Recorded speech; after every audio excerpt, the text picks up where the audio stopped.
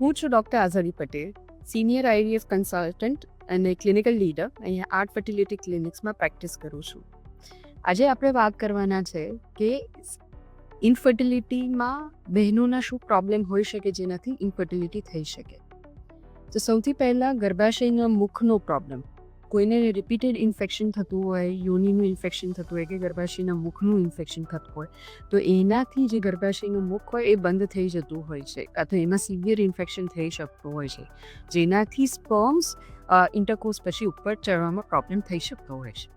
હવે એની ઉપરની વાત કરીએ તો ગર્ભાશયના પ્રોબ્લેમ, જેમ કે ગર્ભાશયમાં કોઈ ગાંઠ હોવી જે નળીઓ દબાવતી હોય, મુખ દબાવતું હોય, કાં તો દિવાલ દબાવતી હોય, કે પછી ગર્ભાશયમાં સોજો હોવો જેને અમે કહીએ છીએ એડિનોમાયોસિસ, કાં તો ગર્ભાશયમાં આગળ તકલીફ થઈ હોય, આગળ અબોર્શન થયું હોય કે ક્યુરેટેજ થયું હોય તો દિવાલને નુકસાન થયું હોય, કાં તો ગર્ભાશયની દિવાલના પ્રોબ્લેમ, જેમ કે ગર્ભાશયમાં પોલિપ હોય એટલે મસો કહેવાય, કાં તો ગર્ભાશયની દિવાલ અંદરથી ચોંટી ગઈ હોય જેમાં એડિશન્સ કહેવાય, કાં તો એમાં કોઈ ઇન્ફેક્શન થયું હોય, કાં તો એની કોઈ એવી પ્રોબ્લેમ હોય જેનાથી પ્રેગ્નન્સી રહે તો બી ગર્ભને ચોંટવામાં પ્રોબ્લેમ કરી શકે.